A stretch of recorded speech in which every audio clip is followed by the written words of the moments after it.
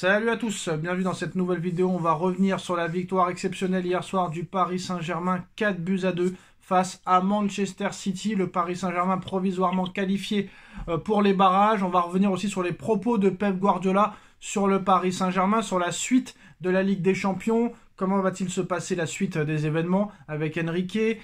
Comment entrer Kvaratskhelia maintenant, vu que tout le monde est un petit peu bon offensivement. Mais surtout, là, on va lancer un petit peu un nouveau concept de vidéo. Pour les plus anciens, vous vous rappelez à l'époque où on débattait avec tout le monde. Bon, on va revenir un petit peu là-dessus. Bon, j'ai envoyé un post sur YouTube en proposant à certains de débattre avec moi. Je n'ai eu qu'une seule réponse. Donc les gars, franchement, je suis triste. Je pensais que vous vouliez vous faire Sacha sur un plateau. Voilà, non. Personne ne veut se battre contre Sacha. On vient en commentaire comme ça, un petit peu insulté, mais dès qu'il faut affronter le maître, il n'y a plus personne. En tout cas, il y en a un qui n'a pas peur de Sacha. C'est un supporter lillois, voilà, qui a voulu débattre avec nous. Alors, je vais le laisser se présenter et on va débattre sur les sujets que je viens d'indiquer. Alors, vas-y, dis-nous tout, présente-toi et on débat. Bonsoir, je m'appelle Théo, je suis supporter lillois. Je vais vous parler du match du PSG de hier soir. Du coup, j'ai trouvé que le PSG a fait un très bon match. Quand il y a eu le 2-0, j'ai eu peur pour le PSG. Je pensais que ça allait être plus dur, mais le PSG a fait une belle remontada. Franchement, pour ceux qui croyaient pas au PSG hier soir, pour moi, j'y ai cru que le PSG allait vraiment gagner hier contre Manchester City. Alors Théo, toi, t'es supporter lillois, c'est bien ça? C'est ça. Voilà. Alors, comment tu trouves ce Paris Saint-Germain-là? Qu'est-ce qui te dérange dans ce PSG? Qu'est-ce que tu aimes dans ce PSG? Et qu'est-ce que tu n'aimes pas dans ce PSG-là? Moi, dans ce PSG, je trouve, depuis que Kylian Mbappé est parti, il y a beaucoup de... Ça joue plus en collectif que l'année dernière, parce que l'année dernière, il fallait beaucoup servir Kylian Mbappé et tout, être dans les plans, être pour Mbappé, jouer pour Mbappé. Alors que cette année, je trouve que le PSG ont un beau collectif. Et que pour moi, le PSG, je pense qu'ils iront très loin en Ligue des Champions. Alors Théo, avant de nous dire de ce que tu aimes pas, avant de nous dire ce que tu n'aimes pas dans ce PSG-là, je voudrais revenir sur ce que tu as dit. On a vu hier qu'il y a un journaliste espagnol de El Chiguirinto TV qui a voulu chercher la merde en posant une question à Nasser Al-Khelaifi. La question du journaliste espagnol était à Nasser Al-Khelaifi, président du PSG, est-ce que le Paris Saint-Germain est meilleur sans Mbappé? Nasser Al-Khelaifi a répondu, toi tu cherches les problèmes. Moi franchement, Théo, je trouve qu'il a eu tort de ne pas répondre. Moi, vu comment s'est comporté Mbappé, moi j'aurais dit très clairement oui, on est meilleur sans Mbappé. Est-ce que toi tu penses qu'il aurait dû dire ça, ou est-ce que tu penses qu'il a bien fait de ne rien dire? Moi, après tout ce que Mbappé il a fait au PSG, je pense qu'il aurait dû dire oui, que le PSG est bien meilleur sans Mbappé, parce que pour moi, je trouve que le PSG, ça joue mieux en collectif que l'année dernière.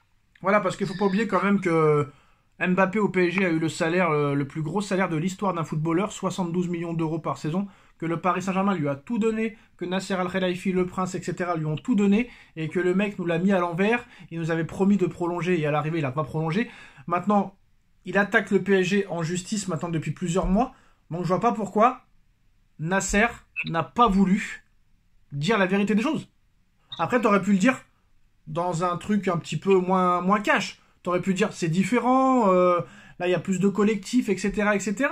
Mais le mec, on dirait qu'il veut pas toucher Mbappé parce qu'il a peur des représailles. Qu'est-ce que t'en penses? Oui, je pense que c'est ça. Ils ont peur des représailles que ça peut avoir, parce que pour moi, il faut le dire que le PSG est bien meilleur sans Mbappé. Alors dites-nous en commentaire si vous êtes d'accord avec Théo et moi pour dire que le PSG est plus fort sans Mbappé. Après, je sais ce qu'ils vont dire, Théo. Ils vont dire oui, mais c'est facile de dire ça après une victoire, alors que souvent, quand vous êtes dans la merde, vous aurez bien voulu Mbappé. Qu'est-ce que tu leur réponds à ces gens-là? Pour moi, je trouve que non, pas forcément après une victoire. L'année dernière, on l'a vu, quand Mbappé ne jouait pas des fois en Ligue 1, le PSG s'en sortait même sans Mbappé en Ligue 1. On se rappelle un PSG Marseille où il sort à la mi-temps et que Paris marque des buts quand même. Donc, oui, en plus, je crois que ça faisait 0-0 à la mi-temps, et quand il sort, le PSG marque après, je crois. Je crois que c'était ça, où il n'y avait que 1-0 et à l'arrivée il y a 4-0, bref. Je ne sais plus, ouais, l'entrée de Colomboigny et de Ramos avait été décisif. Maintenant, on va venir sur ce qui nous intéresse, Théo. Il y a quelque chose que tu n'aimes pas dans ce Paris Saint-Germain-là. Qu'est-ce que c'est exactement? La méthode Luis Enrique. Alors, tu n'aimes pas la méthode Luis Enrique? Pour moi, je trouve qu'Enrique, en fait, il devrait faire confiance à son numéro 9. Par exemple, sur des matchs genre comme hier, moi, je pense que il aurait dû faire jouer Gonzalo Ramos directement. Ouais, mais regarde, par exemple, on l'a vu l'année dernière, même s'il a été quand même beaucoup blessé, il a eu des problèmes, on se rappelle, gastrique, tout ça et tout, là il a été blessé 3 mois. Mais si tu réfléchis bien, bon après je pense qu'il y a d'autres choses que tu n'aimes pas chez Enrique, mais par exemple sur Ramos, tu vois que Ramos, quand il est souvent titulaire, il ne marque pas. Quand il rentre en jeu, il marque beaucoup. Par exemple, là depuis sa blessure, je crois qu'il est rentré 4 fois en jeu, il a marqué 4 fois. Il a été 2 fois ou 3 fois titulaire, il n'a pas marqué. Et souvent l'année dernière, quand il marquait, Théo, quand il marquait, c'était quand il rentrait en jeu. Et quand il était titulaire, il ne marquait pas trop. Est-ce que peut-être Enrique n'a pas raison sur ça? Bah, je pense que du coup, oui, il a raison, parce que c'est mieux que l'attaquant marque même s'il rentre en jeu après, par exemple. Excuse-moi, ça a coupé, on t'a pas entendu. Je disais, pour un attaquant, c'est mieux, bah, par exemple, si l'entraîneur ne le met pas titulaire, c'est à lui de prouver à l'entraîneur que quand il rentre, il peut faire les choses. Donc ça veut dire que là, tu changes d'avis. Vu les éléments que je t'ai amenés, ça prouve que pour le moment, Oui, Enrique a raison, non? oui, je change d'avis, oui. Alors, qu'est-ce que t'aimes pas d'autre chez Enrique à part ça, dans sa gestion, dans sa méthode? Bah, pour moi, Enrique, je pense qu'en fait, il veut, il est trop, comment dire, je trouve pas le mot. Arrogant? Voilà, c'est ça. Donc ça veut dire qu'est-ce qui te plaît pas dans ses choix, à part le fait de pas faire jouer Ramos numéro 9? Pour moi, je trouve que Enrique, comment dire, arrogant, c'est-à-dire que, Il veut mourir avec ses idées, c'est ça? c'est ça, ouais, Et voilà. par exemple, dans sa compo hier, dans sa compo d'équipe, qu'est-ce qui te plaît pas, par exemple? Que ce soit le gardien, les défenseurs, les milieux, les attaquants. Pour moi, c'est Kangingli en numéro 9. J'aurais préféré qu'inverse Kangingli et Désiré Doué. Mais Doué a joué hier. Oui. C'est-à-dire que toi, t'aurais préféré quoi alors? Parce que Doué, il joue faux neuf hier, et Kanginli, il joue à la place de Dembélé. Moi, je pense que Kanginli, sa place, elle est sur le banc, et que c'est un petit joker qui n'a pas le niveau. Oui, moi aussi, je pense la même chose. Pour moi, Kanginli, c'est que du marketing. On sait que c'est le joueur qui vend le plus de maillots. Il vendait déjà plus de maillots que Mbappé l'année dernière. Est-ce que pour toi, Kanginli, c'est plus marketing ou c'est vraiment un choix d'Enrique de le faire jouer tout le match? Moi, je pense que c'est plus marketing. Malgré qu'il soit mauvais, tu penses que Enrique, il a les ordres de la direction de le faire jouer? Je pense. Même s'il est nul? Je saurais pas te dire. Alors, entre autres, c'est quoi vraiment qui te dérange alors dans la gestion Enrique en fait? C'est quoi qui te dérange? C'est de jouer sans neuf, de jouer, on va dire, avec un neuf différent à chaque fois. Qu'est-ce qui te dérange vraiment? Qu'est-ce qui te dérange vraiment? En fait, c'est jouer avec un 9 différent à chaque fois, parce que des fois, il met Ramos, des fois, il met Kangingli, des fois, il met quelqu'un d'autre, et des fois, ça peut tuer la confiance des joueurs. Ouais, mais quand tu vois ce qu'il fait depuis qu'il est arrivé, là tu vois quand même que le collectif prime, qu'il n'y a personne qui la joue individuel, que tout le monde la joue collectif, que tout le monde joue pour tout le monde, que hier quand même, il faut noter 4 buteurs différents hier. 4 buteurs différents. Ça, c'est vrai, ouais. Et donc voilà. Donc à l'arrivée, bon, il y a... En fait, les choses qui te dérangent, c'est un peu comme les supporters parisiens, quoi. Oui, c'est ça. Donc il n'y a pas grand-chose qui te dérange en vrai. Non. Ok. Et Théo, est-ce que tu avais quelque chose d'autre à dire avant de terminer cette vidéo sur un sujet que tu Pour moi, voulais parler? j'ai écouté les interviews des clubs de première ligue qui disaient que la Liga c'était la Formers League, mais cette année le PSG ils ont battu Manchester City, le Monaco ont battu Aston Villa, Lille a pas failli faire l'exploit contre Liverpool, mais pas très très loin. Ouais, il faudrait Mais peut-être que les clubs anglais faudrait peut-être que les clubs anglais revoient ce qu'ils ont à dire. bah, il faudrait qu'ils arrêtent de manquer de respect aux clubs de Ligue 1, quoi. C'est ça. Comme Cristiano Ronaldo qui devrait arrêter peut-être aussi Ouais, Ronaldo devrait venir jouer en Ligue 1 pour voir le niveau de la Ligue 1. C'est ça, parce que quand on voit les buts qu'il met en Arabie Saoudite, c'est pas fameux du tout. Théo, honnêtement, pour cette Ligue des Champions, qu'est-ce que tu attends de Paris? Qu'est-ce que tu vois tu penses... Moi, je pense que Paris va faire peut-être finale ou demi-finale. Ah, tu vas jusque-là, toi? Oui, je vais jusque-là. Je me projette. Donc tu penses que PSG va finir dans le dernier carré? C'est ça. Bon, moi je suis un peu plus mesuré. Déjà, moi je pense au match de Stuttgart en espérant qu'on gagne. Et on verra les barrages parce que les barrages, ça risque d'être pas si facile que ça, vu les équipes qu'il y a. En tout cas, merci Théo Oui, de rien. d'être venu débattre un petit peu. Pour tous ceux qui veulent venir débattre, les gars, envoyez-moi un message sur mon Instagram ou sur mon Snap et je serai ravi de débattre avec vous. Merci à tous. Merci Théo. Tchuss. Mais de rien. Tout. On est de retour pour une nouvelle vidéo. Là, on va lancer des vidéos un petit peu avec des supporters du Paris Saint-Germain ou d'autres supporters d'autres clubs pour débattre un petit peu du Paris Saint-Germain à l'heure actuelle et parler aussi de la soirée d'hier soir, du mercato d'hiver qui est encore en route et de la suite pour le Paris Saint-Germain. Alors, on a Pierre qui est avec nous. Salut Pierre. Salut Sacha. Alors Pierre, présente-toi en deux mots, très vite. Bah, écoute, moi je suis supporter du PSG depuis les années 2000. J'ai vécu la quasi-descente en Ligue 2, mais Amara Djane qui nous a sauvés et du coup on est toujours resté parmi l'élite. Et du coup supporter du PSG à la vie à la mort. Ok Pierre. Et là on a Julien avec nous. Salut Julien. Salut Sacha, bah moi je suis un supporter du PSG depuis 2014, donc D'accord. j'ai suivi le foot à partir de très très jeune quand même. J'ai pas du tout le même âge que Pierre, je suis pas du tout né aux mêmes années que Pierre, mais je suis PSG depuis l'âge de 7 ans. Ah, Donc, faut bien commencer un jour à être supporter du PSG. On va pas te le reprocher. et ouais, Voilà. Bon, les gars, et ouais. on va reparler du match d'hier soir. On va parler du mercato d'hiver. On va parler de la suite du PSG en Ligue des Champions. Bah, on va commencer avec Pierre, hein. Bon, bah, Pierre, je vais te poser plusieurs questions. Déjà, en premier lieu, bah, qu'est-ce qui te plaît pas dans ce Paris Saint-Germain-là? Comment t'as trouvé le match d'hier soir? Dis-nous un petit peu ton résumé global sur le Paris Saint-Germain de Luis Enrique, le changement de stratégie, fini les stars, bienvenue les jeunes, la méthode Enrique, les Nasser et compagnie, le style de jeu. On t'écoute. Alors déjà on va revenir sur la victoire d'hier. Donc c'était une masterclass parce que quand tu vois 0 et après en 2 minutes tu égalises et t'en mets 4 derrière. Bon après on a été quand même un petit peu volé par l'arbitrage parce que le premier but c'est léger concernant le genou qui dépasse la ligne qu'ils ont inventée, mais on va pas revenir là-dessus, hein. L'arbitrage de toute façon on pourra rien faire avec Après, Pierre, il y a hors-jeu. La règle, c'est hors-jeu. Hein. On peut rien oui dire, oui malheureusement. c'est quand même léger, mais ça ne n'a pas empêché au Paris Saint-Germain de gagner ce match et d'avoir une grosse niaque après avoir perdu 2-0 en 2 minutes. Les Citizens, ils n'ont pas vraiment bien joué au football. Leurs buts sont quasiment pas mérités parce que c'est 2 buts quasi, on peut dire quasi volés parce que c'est des buts. But de casquette. But de casquette. Ouais, voilà, t'as plus qu'à pousser le ballon, quoi. Donc après, bon, malheureusement, le deuxième but, c'est Neves qui met le ballon, qui remet le ballon en jeu. Mais Neves a fait un très gros match. Sinon, voilà, très belle victoire. J'espère que ça va nous servir pour la suite parce qu'à Stuttgart, il faudra gagner et ne pas se contenter d'un nul parce que sinon, derrière, ça pourra être très juste. Et sinon, concernant Enrique, bon, fini les stars, ça c'est impeccable parce que les stars qui viennent pour l'argent, on en a ras la casquette. Et il faut faire confiance aux jeunes, voilà.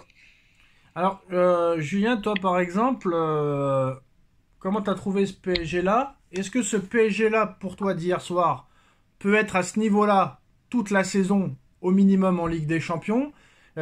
Qu'est-ce que t'aimes dans ce Paris Saint-Germain-là et qu'est-ce que tu n'aimes pas?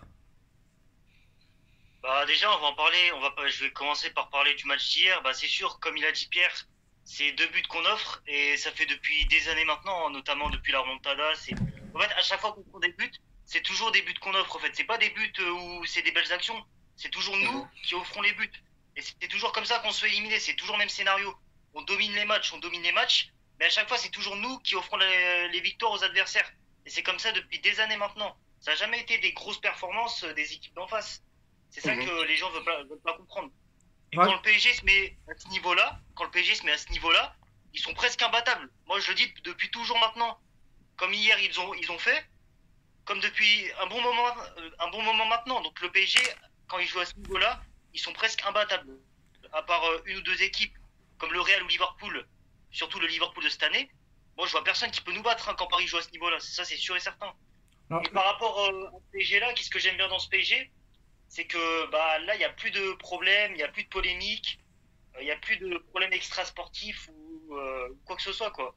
Genre, tout le monde s'entend bien, tout le monde s'aime bien, tout le monde est heureux dans le vestiaire, et surtout que tout le monde joue pour tout le monde, quoi. Il n'y a personne qui pense qu'à lui-même, qui pense pour sa gueule, quoi.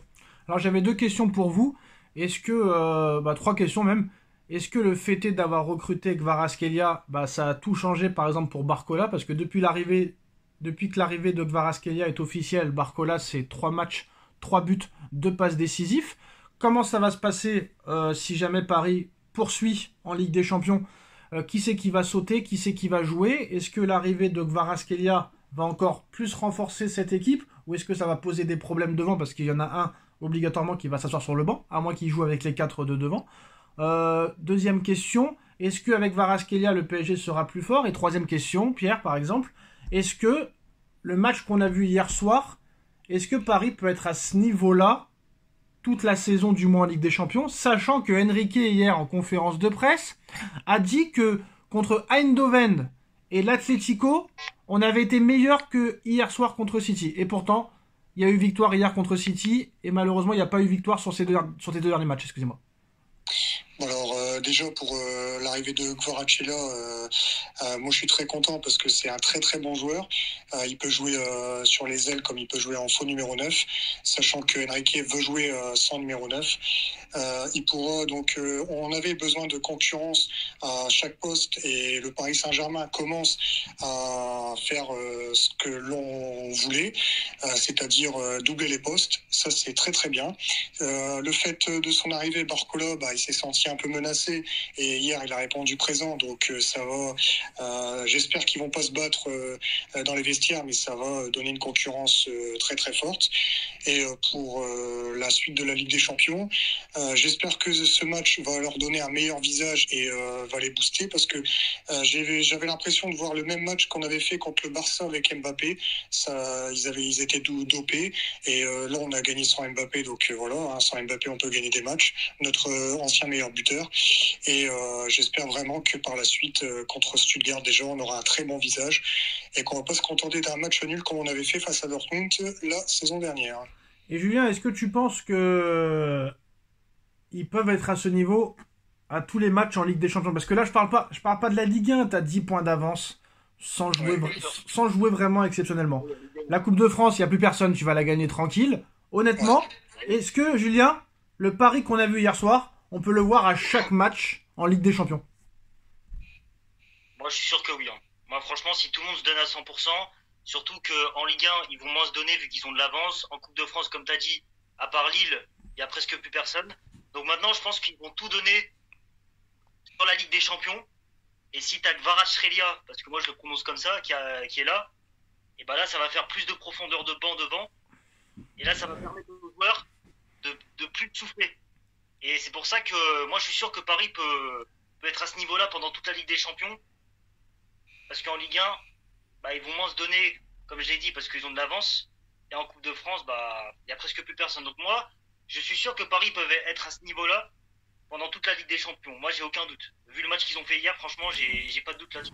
Alors j'ai plusieurs questions à vous poser. Par exemple, pourquoi Enrique insiste toujours avec Luis Enrique pourquoi Luis Enrique insiste avec Kang-in Lee alors que Kang-in Lee déçoit à chaque match? Est-ce que Luis Enrique a eu raison sur Ramos? Parce que Ramos, on voit quand il ne joue pas et qu'il rentre, il marque.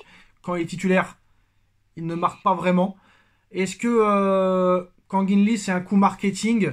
Est-ce qu'on demande à Enrique réellement de le faire jouer parce que le mec, c'est lui qui vend le plus de maillots? Ou est-ce que vraiment, c'est vraiment un choix d'Enrique d'insister avec lui parce qu'il voit en lui un joueur qui peut apporter quelque chose?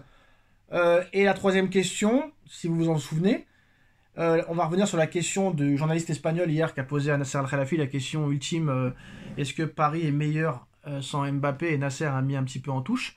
Je ne sais pas si tu as retenu toutes les questions, Pierre, mais réponds à ceux que tu as retenus. Déjà, est-ce qu'on est meilleur sans Mbappé? Je vais pas dire oui, je vais pas dire non, parce que c'était notre meilleur buteur. Mais quand tu vois que Dembélé commence à marquer plus de buts et que chaque joueur peut marquer des buts, Doué, Barcola... 4 buteurs différents hier. 4 buteurs différents hier. 4 buteurs différents, donc tu vois qu'on peut jouer sans Mbappé, même si Mbappé réussit au Real avec un coup de mou qu'il avait au début. Mais voilà, sans Mbappé, je pense qu'on peut faire des belles choses. Ouais, mais Pierre, Mbappé qui revient bien au Real, mais contre qui? Oui, voilà, contre qui? Contre des petits clubs. Voilà. Donc, on peut quand même, en faisant confiance aux jeunes joueurs, on peut quand même se passer d'Mbappé. Après, la saison va être encore longue. Là, si on se qualifie pour les barrages, on va peut-être tomber contre des gros clubs parce que il y a des gros clubs qui sont pas encore vraiment qualifiés. Et après, pour revenir à Kang Lee, oui, c'est un coup marketing parce que le PSG adore vendre des maillots partout dans le monde. Donc, il veut le faire jouer pour montrer justement, parce qu'il est talentueux, hein, on va pas dire le contraire, mais il y a beaucoup mieux. Et quand tu vois qu'au mercato, Arsenal est dessus, Tottenham est dessus, c'est quand même que c'est un joueur en devenir. Mais le PSG peut jouer sans lui et a aussi des meilleurs joueurs que lui. Donc j'espère qu'on verra un peu plus Ramos, parce que même s'il marque en rentrant en deuxième mi-temps, il faut lui faire confiance, parce qu'un numéro 9, si tu le mets souvent sur le banc, il va perdre confiance, et Ramos est un très bon joueur aussi. Julien, tu voulais rajouter quelque chose à un moment donné? Bah non, c'était par rapport à Mbappé, surtout regarde le but de merde qu'il met encore hier, quoi. C'est pour ça que... Oui, c'est contre des petites équipes, mais bon, voilà, c'est pas vraiment le procès Mbappé, mais moi je trouve que... Pas vraiment vu dans les buts, là. On n'a pas vu un grand Mbappé contre le Barça. Ni contre le Barça les deux matchs, ni contre Liverpool, ni contre le Milan AC, ni contre Bilbao, ni contre Atlético Madrid. Contre les grosses équipes, il a été inexistant. Et contre les Ganes, oui. Voilà, contre les Ganes et Retafe et Salzbourg, ça marche bien. Julien, sur le mercato, est-ce que Paris doit se renforcer encore avant la fin du mercato qui finit dans 10 jours? Ou est-ce que ça marche très bien comme ça, il faut pas changer? Non, il faut acheter un défenseur central. Encore. D'ailleurs, par exemple, Julien, hier, s'il y en avait un que tu devais jeter, ou deux, ou trois, et que tu ne veux plus réellement voir dans l'équipe type, ce serait qui? Oui. Dans l'équipe, c'est compliqué, hein, parce que à part peut-être Marquinhos, franchement, en vrai, je jette vraiment personne, ouais. Vraiment, par Marquinhos, jette personne. Moi, je suis d'accord avec Pierre et avec Julien. Bon, Marquinhos, quand même, il a fait quand même une bonne première mi-temps. Oui, je sais, Marquinhos, il a été bon. Il a fait un bon match hier. Mais c'est vrai que Ruiz, c'est une énigme. Pourquoi Ruiz n'arrive pas à faire les performances qu'il fait avec la Roja, avec le Paris Saint-Germain? C'est la question que tout le monde se pose. Mais pourquoi il insiste? Après, moi, ce que je trouve, Pierre, hein, c'est que est-ce que vraiment Warren Zaïre-Emery est meilleur que Ruiz? J'en suis pas sûr. Hein. Non, après, c'est 50-50. C'est problématique. C'est problématique parce que moi Warren Zaïre-Emery, depuis sa blessure au mois de décembre 2023, j'arrive pas à avoir son niveau. Hein. Oui, c'est problématique. Après, Ruiz, c'est pareil. Il peut se transformer dans des gros matchs et puis dans les petits matchs, voilà. Là, il a fait quand même un beau match hier, mais Ruiz, voilà, c'est comme Donnarumma. Donnarumma, c'est voilà, moi j'en peux plus. Marquinhos, merci pour tout, mais voilà, il faut faire quoi? Faut changer. Regarde là, c'est pareil. On a grandi avec Verratti au milieu et on va vieillir avec Neves. On a été chercher Neves, qui est un très très bon joueur. On l'a eu pour pas cher, et voilà, on trouve des bons joueurs, mais il faut voilà, Donnarumma, c'est fini. 70 millions quand même, Pierre. Hein. 70 millions, mais il les vaut. Ouais. Quand tu vois que l'OM, il l'a refusé, il a dit que il y avait des meilleurs joueurs dans leur club actuel, alors que il est largement mieux que des Veretout et compagnie. Non, c'était pas ça qui s'était passé. C'était que quand il y a eu Benfica Marseille en Europa League, il y avait des Marseillais qui disaient que Veretout n'avait rien à envier à Neves. Voilà, mais ils étaient pas dessus à Marseille. Pour finir, Julien, par exemple, qu'est-ce que tu aurais à dire? Et moi, par exemple, avant de finir, je voulais dire que moi, je sais que vous l'aimez beaucoup, que tout le monde l'aime, que tous les supporters du PSG l'aiment beaucoup, ce joueur. Moi aussi, je l'aime beaucoup, mais malheureusement, il n'arrive pas à retrouver son niveau. Et ça s'est vu quand même hier, surtout sur les buts. C'est Nuno Mendes qui n'arrive pas à retrouver, le niveau de 2021-2022. Là, comme par hasard, il n'est pas très bon, il ne se blesse pas. J'ai envie de te dire tant mieux.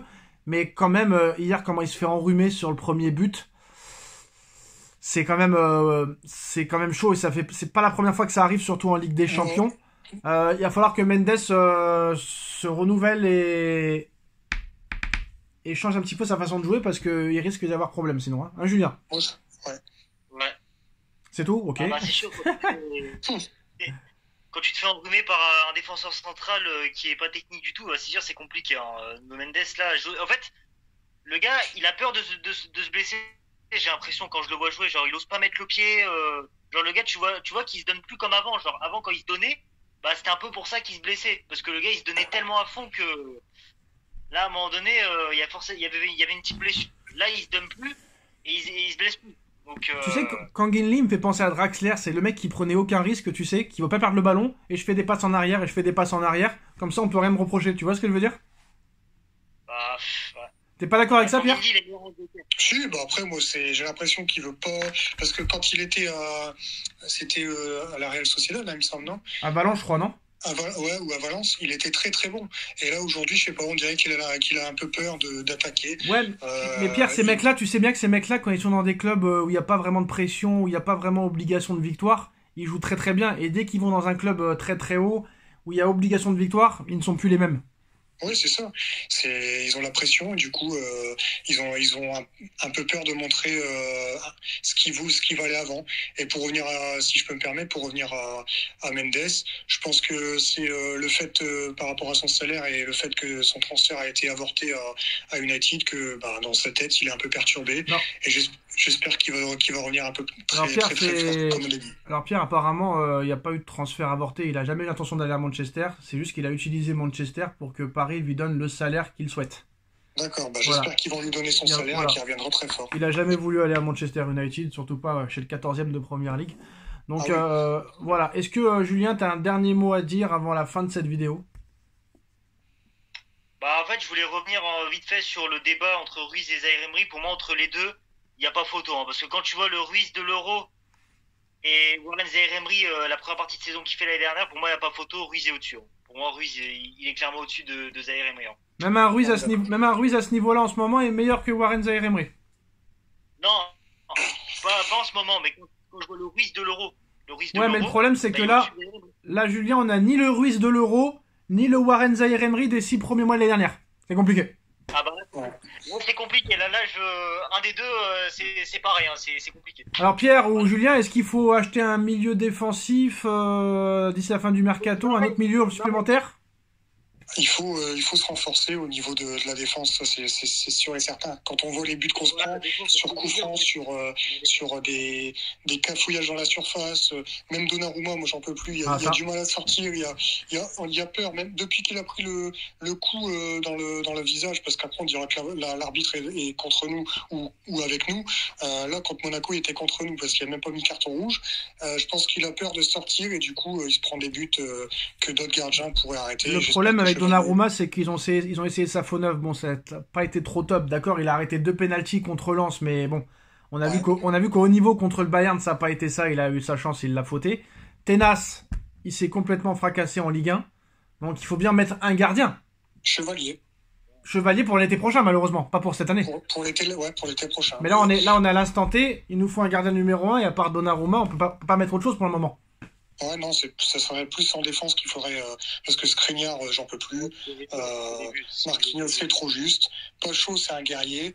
Voilà, c'est trop juste. Il faut doubler en défense. Skriniar, il joue plus. Avant de finir, Julien, tu vois le PSG aller jusqu'où dans cette Ligue des Champions?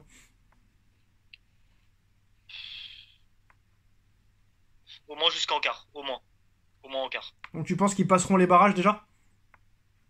Ouais, je pense. Parce qu'à part le Real Madrid, il n'y a pas de grosse équipe. S'ils vont en barrage. Liverpool, frère. Frérot, Liverpool, c'est pas une grosse équipe. Hein. Non, mais en barrage, je parle. Parce que Liverpool, Ah oui, t'as raison, en barrage, excuse-moi. Très bonne déduction.